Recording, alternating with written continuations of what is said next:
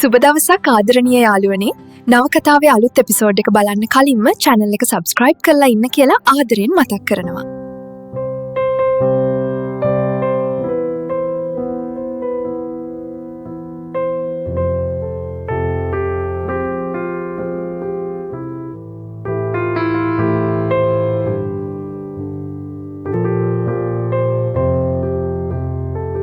පොඩි අක්කේ කෝ චූටි කාමරේ ඉන්නව මල්ලි.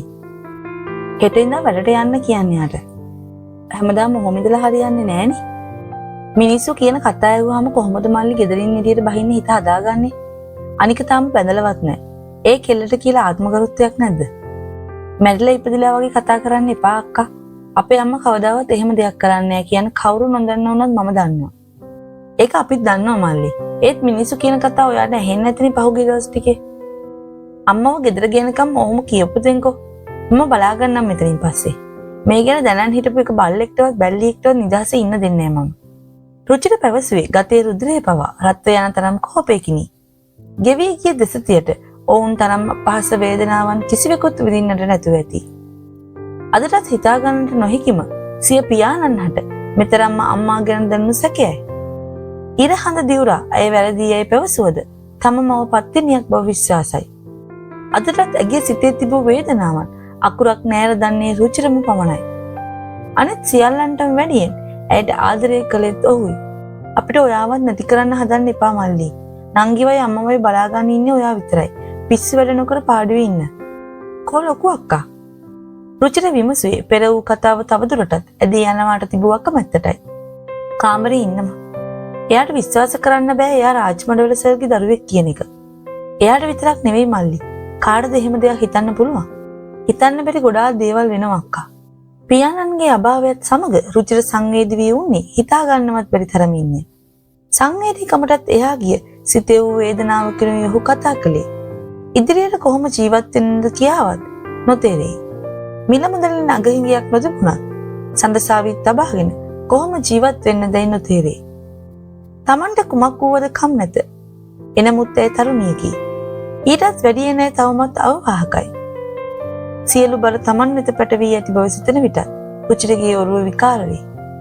මල්ලි අර ලියුම ඇත්තට මේක ඇති ඔය කතාව නතර කරනවා අක්කේ. රුචිර පැවසුවේ දරාගෙන සිටින්නට නොහැකිම තැනයි. එනමුත් ඒ සිහිවන විටත් ඔහුගේ දලයි දෙදුරුම් කන්නේ පිරිමියෙකු වුවද වේදනාව දරුණු නිසා වෙනි. මේ අවුරුදු 37ට මගෙන් වුණ අඩපාඩුව මොකක්ද ඉන්දු? රුචිරගේ සිත නැවතුනේම පියාණන් විසින් ලියා තිබූ එවදන් අභියසයි. හවසට මම එනකම් ඉන්න. තනියම ගෙදර යන්න එපා. රුචිර පැවසුවේ සඳසාවිව ආයතනය අසලින් බස්සවා අවසානයේය.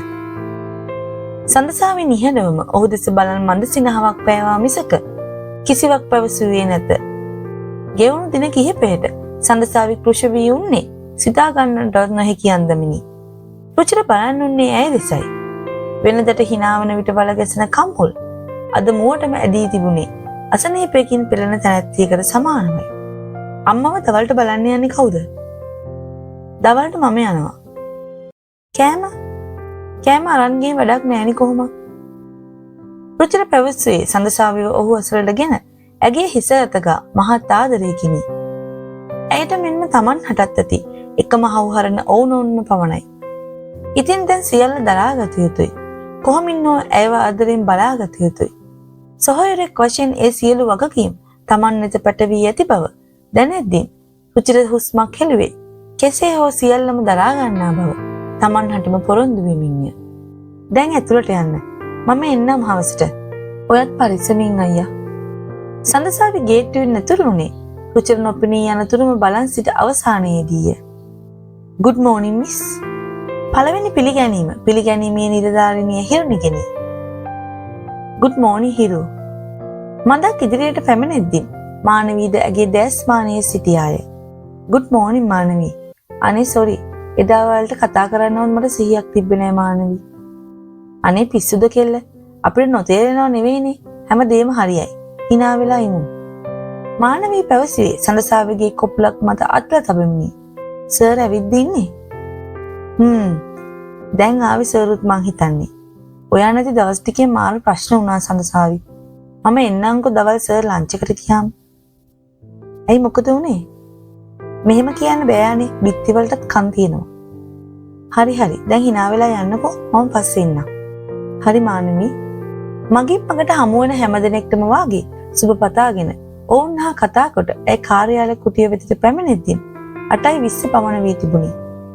වෙනදා මෙන්ම ඇය දොරටුව විවර කරේ පුරුද්දට මෙන් කකුල දොරටුවට තද කොටගෙනය. ඉතින් මේ මොහොතේ විරාජ් සිටියෙත් එහා පසින් දොරටුව අදින ගමන්නේ. මිස්ටර් ෆර්නෑන්ඩෝ මට පොඩි වෙලාවක් දෙන්න මම ගන්නම්. විරාජ් එමතුම විසන්දි කරමින් සඳසාවි වල්ලා ගත්තේ. ඇගේ පාදයේ ලිස්සා බිමට වැටෙන්නට යාමේදීය. අන් දිනවලදී හීනිවට හෝ බැනවැදුනද අද එසේ කරන්නටවත් විරාජ්ට නොසිතුනි. ඒ නිසායි ඔහු ඒව අල්වා ගනිමින් බිමට වැටීම වළක්වා ගත්තේ. "Sorry sir." සඳසාවි පැවසුවේ සිටි අයුරින්ම විරාජ්ගේ ලයත් කුසත් අතරේ මුව තද කරගෙනයි. විරාජ් කිසිවක්ම පැවසුවේ නැත. වෙනදා මෙන්ම හරි ආදරයෙන් ඇගේ හිස අත ගෑවේ. ඒ හිස මත සිපුම අද තබමිනි. පුදුමේ නම් අද සඳසාවි දුන්නේ ඔහුගේ බඳ හරහා දෑත් තද කොටගෙනයි. ඒ නිසාවෙන් ඇගේ ගතේ උණුසුම විරාජ්ට වැඩියෙන් දැනෙන්නට විය. විරාජ් ඇගේ ගෙරටත් නළලටත් අත තබා බැලුවේ ඉන්පසුවයි. තරමක් තද උණුසුමක් දැනුණත් ඔහු ඒ පිළිබඳව කිසිවක් පැවසුවේ නැත. "මැනික මම ෆැක්ටරි විසිට් එකකට යන්න ඕනි. වාඩි වෙලා ඉන්නවද මම එනකම්?" විරාජ් පැවසුවේ සඳසාවිගේ සවන් අසලටම ඔහුගේ දෙතොල් තබමිනි. ඉතින් මේ එකම ස්පර්ශයෙන් පවා හිත අවුලුවද්දී කොහොමද ඔහු අන්සතුයි කියා ඈත් වන්නේවත්? නමුත් සඳසාවි අකමැත්තෙන් නොවද ඔහුගෙන් ඉවත් උනේ අසම්මතයට පෙන් බදින්නට තවත් නොසිතුණු නිසාවෙනි. නැත. අයිතියක් නැති තැනක අයිතියක් සෙවීමට ඇති අකමැත්තටයි. "මානවී එක්ක යන්නේ මම. පැයක් දෙන්නකෝ. මම නිහාරට වැඩ ටික බාර දීලා එන්නම්." "මම ඉන්නම් සර්." "සර් යන්න." විරාජ් නැවතත් ඇගේ හිස අතගා පෙර ලෙසින්ම සිපුමක් තබා කුටියෙන් පිටතට ඇවිද ගියේ. සඳසාවි ඇගේ අසුන වෙත ගමන් කරද්දිනි. ඔහු ලංවන මොහොතක් ගානේ සිත ලෝභකම් කරන විට නොදැනීම ඇගේ ඇස් අගට කඳුලක් මුදුවන්නේ දරා ගන්නට නොහැකිම තැනයි. පෙරදා මෙන් ඒ උණුහුමේ දැවටෙන්නට උවමනාව තදින්ම දැනුණද ඇය ඉවසුවාය. ඉවසනවා හැරෙන්නට කරන්නට දෙයක්ද ඇයට නොවීය. කොළඹ මහ රෝහල දෙසට දිවෙමින් තිබුණ ත්‍රිරෝද රථයකි. එහි පසුපස අසුනේ වාඩි වී උන්නේ කාන්තාවකි. අනන්‍යතාවයක් සෙවිය නොහැකි ආරේ ඇය සිටියේ සේද සලුවකින් හිසත් මූණත් ආවරණය කරගෙනයි. රථයට ගොඩ වුණු මොහොතේ පටන් ඇගේ දැස් එකම මොහොතකටවත් එසවුනේ නැත. පියදුරා විසින් වරක් දෙවරක් ඇගේ සැකසහිත හැසිරීම නිරීක්ෂණය කළද ඒ පිළිබඳව කිසිදු හෝඩුවාවක් ඔහුට ඍජුව හඳුනා ගැනීමට හැකියාවක් නොවුණි. "මිස් මේන් ගේට් එක ළඟටද දාන්න ඕනේ. ගේට් එකට ටිකක් මෙහෙන් නතර කරන්න. මේ වෙලාවට ගියාට මිස්ටර් ලඩාව බලන්න සෑහෙන වෙලාවක් ඉන්න වෙයි. තවම 10ටවත් නෑනේ." "නැහැ, ඒකට ප්‍රශ්නයක් නෑ. මම දැන් ගිහින් හරියටම විනාඩි 15ක් යද්දී ආපහු එනවා. ඔයා මෙතනම ඉන්න ඕනේ. ඒක නම් කරන්න අමාරුයි මිස්. මගේ හයරින් මිස් වෙනවනේ එකෙන්. මම ඒකට ඔයාලට ගෙවන්නම්. අද දවසම වැඩ කළත් හොයන්න බැරි ගාණක් මම ගෙවනවා. මෙතනම ඉන්න." ඇය පැවසුවේ මුහුණ ආවරණය කරගෙන වුණු සැලුවෙන් දැස් පමණ විවර වන්නට ඉඩ හැර අන් සියල්ලම වසා ගනිමිනි. මුහුණ නොදුටුවද හැඬවුන් ඇඳුමින් පැළඳුමින් පාවහන් වලින් පෙනී ගියේ ඇය පොහොසත් අයෙකු බවයි. මුලද තිබුණාටත් වැඩියෙන් කලබල ස්වරූපයක්ද ඇගේ කටහඬින් දැනෙන විට පියදුරා කොයි දෙයටත් හොඳයි සිතමින් ඇය පිටුපා යන විට ඇගේ ඡායාරූප කිහිපයක්ම ඔහුගේ දුරකථනයේ සටහන් කරගත්තේය.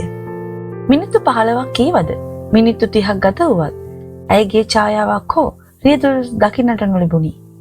ඇගේ පමාවටත් මුදල් ගෙවන බව කී නිසාවෙන් සිටියද දැන් නම් ඔහුට ඉන් පිටව යාමටයි සිටී තිබුණේ. අවසන් ඔහු තවත් මිනිත්තු 5ක් ගත වනතුරුත් ඇය නොපෙමිණියහොත් යාමට සිතා රියදුර අසුනට නැගුණේ අතෙහි පැලඳි ඔර්ලෝසියුන් වෙලාවද බලමිනි. ජැන්ඩියට ඇඳන් එනවා මු කියන්නෙම බොරුනේ. ෂිට්. අපි ඉක්මනට යමු ඩ්‍රයිවර්. එක්වරම සිදු වූ දෙයින් රියදුර උන්නේ වික්ෂිප්ත වෙලයි. වරක් Taman මේ දකින්නේ සිහිනයක්ද කියාවත් තේරුම් බේරුම් කර ගැනීමට නොහැකිව ඔහු ඔහුගේම අත කොනිට්ටා ගන්නට විය. ඉක්මනට ඔක ස්ටාර්ට් කර ගන්නවා මිනිහා. එවර කෑ ගැසුවේ දත් කූරු සපාගෙනයි. හරි මැඩම්. රියදුර අමාරුවෙන් නමුත් ගැහෙන දත් පාලනය කරගෙන ත්‍රිරෝද රථයේ මාර්ගයට ගත්තේ ඉන්නනතුරුව. සදසාවේ ආදරණීය නවකතාවේ මීළඟ කොටසින් හමු වෙනතෙක් ඔබට සුබ දවසක්.